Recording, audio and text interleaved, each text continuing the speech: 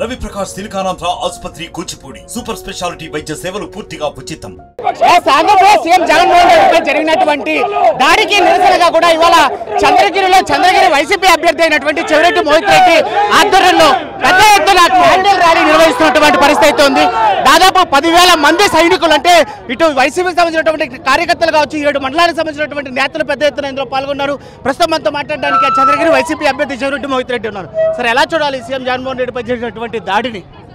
నిజంగానే ఇది చాలా బాధాకరమైన చర్య.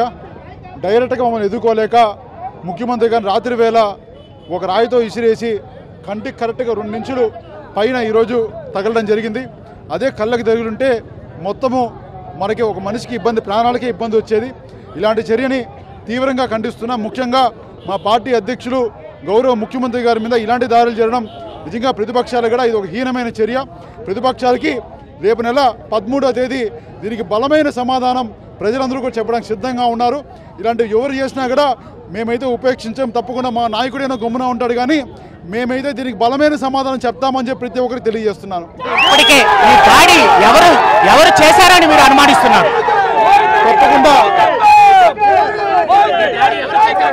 తప్పకుండా ఇది టీడీపీ ఒక హీనమైన చర్యగా నేను భావిస్తున్నా. ఎందుకంటే చంద్రబాబు నాయుడు గారు ఒక 15 రోజుల ముందు ఒక మైక్లో రాళ్లతో దాడి చేయండి అని చెప్పి మొన్న ఒక స్పీచ్లో వెల్లడించింది. ఇంత ఘోరంగా వాళ్ళకున్న కిరాయి రౌడీల్ని, వాళ్ళకున్న కార్యకర్తలు ఇంత ఘోరంగా వాళ్ళు రెచ్చగొట్టారు. తప్పకుండా దీనికి మా ముఖ్యమంత్రి గారు ఎప్పుడో ఒక మాట చెప్తా ఉంటారు, మనం శాంతియుతంగా పోవాలని చెప్పి. ఇంత దాడి జరిగినా కూడా ఎక్కడ ఈరోజు ఎటువంటి హింసాచర్యలు లేకుండా ముఖ్యమంత్రి గారు చర్యలు చేపడుతున్నారు. ఇలాంటి ముఖ్యమంత్రి గారు ప్రజలకు కావాలని చెప్పి గర్వంగా తెలియజేస్తున్నాను. ముఖ్యమంత్రికి 3 కుట్లు పడినటువంటి పరిస్థితి, మీరు కానీ నాన్నగారు కానీ వెళ్ళి పరామర్శించడం జరిగింది. నాన్నగారు పోయి పరామర్శించడం జరిగింది. మేమందరం కూడా ముఖ్యమంత్రి గారు చేసిన దాడికి నిరసనగా ఈరోజు చంద్రగిరి కాన్స్టిట్యున్సీలో ప్రతి చోట ఈ నిరసన కార్యక్రమాలు చేపట్టడం జరుగుతూ ఉంది. ఇవాళ ఆ దాడిని చూస్తుంటే ప్రతిపక్షాలు అయితే మాత్రం ఇది కోడికత్తి 2.0 ఇది ఒక సినియాట్రిక్ డ్రామా అని చెప్తున్నటువంటి పరిస్థితి. కరెక్ట్గా ఆ రాయి 3 ఇంచుల కింద తగిలుంటే కళ్ళు పోయేది. ఇలాంటి చర్యలు వాళ్ళు చేసుకోవచ్చు, కానీ మా తరపున ఇలాంటి చర్యలు ఎప్పుడూ ఉండవు. తప్పకుండా వాళ్ళనైతే ప్రజలు ఇలాంటి మరీ హీనమైన వ్యాఖ్యలు చేసే వాళ్ళని ప్రజలు తప్పకుండా చీకొడుతున్నారు. ప్రజలు దీనికి సమాధానం చెప్తారని తెలియజేస్తున్నారు. ఎన్నికల సమయం దగ్గర పడుతుంది, తక్కువ రోజులు ఉన్నాయి, ఇంకా రాష్ట్ర వ్యాప్తంగా కూడా పర్యటనలు ఉన్నాయి సీఎం జగన్మోహన్ రెడ్డి. ఇలాంటి నేపథ్యంలో ఆయన రక్షణ కరువైంది. ఎలాంటి చర్యలు ఉండబోతాయి?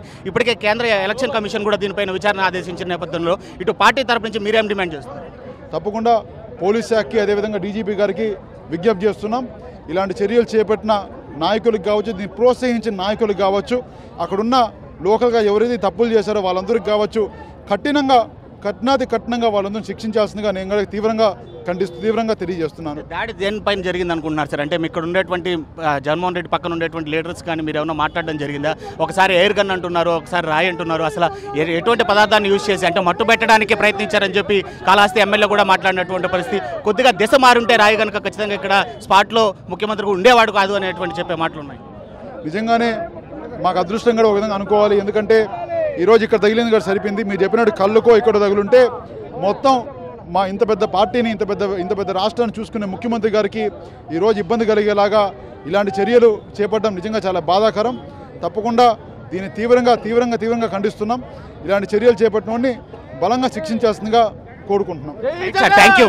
అది మొత్తం మీద ఏదైతే సీఎం జగన్మోహన్ రెడ్డిపై జరిగినటువంటి దాడికి నిరసిస్తూ ఖండిస్తున్నాం దాన్ని. అయితే ఈ దాడి నిజంగానే ప్రతిపక్షాల కుట్రకోణంలో చేసినటువంటి దాడిగానే మేము అనుమానిస్తున్నాము. ఖచ్చితంగా రాష్ట్రంలో నిజంగా ఒక ముఖ్యమంత్రికి రక్షణ కరువైందంటే సామాన్య ప్రజానికల పరిస్థితి ఏంటి అని చెప్పి ప్రశ్నిస్తూనే దాడి వెనకాల ఎవరున్నా కూడా ఖచ్చితంగా పోలీసులు దాన్ని ఛేదించేటువంటి పరిస్థితి తీసుకురావాలి. ఆ దాడికి పాల్పడినటువంటి వ్యక్తిని అయితే మాత్రం ఖచ్చితంగా శిక్షించి మరోసారి సీఎం జగన్మోహన్ రెడ్డిపై కావచ్చు, మరో ఏ ఇతర రాజకీయ పార్టీ నాయకులు కావచ్చు, ప్రజలపైన ఇలాంటి దాడులు జరగకుండా చూడాల్సినటువంటి పరిస్థితి అయితే మాత్రం ఉంటుంది. అదేవిధంగా ఈ దాడికి ఏదైతే ప్రజలు బుద్ధి చెప్పే రోజులు అతి దగ్గరలోనే ఉందని చెప్పి కూడా చంద్రగిరి వైసీపీ అభ్యర్థి చెవిరెడ్డి మోహిత్ రెడ్డి చెప్తున్నటువంటి పరిస్థితి. వీడియో జర్నలిస్ట్ అయితే Lokesh reporting for RTV Chandragiri. మరిన్ని వీడియోస్ కోసం ఛానల్ ని సబ్స్క్రైబ్ చేయండి. లేటెస్ట్ అప్డేట్స్ కోసం వాట్సాప్ ఛానల్ ని ఫాలో చేయండి. అండ్ లింక్ డిస్క్రిప్షన్ లో ఉంది.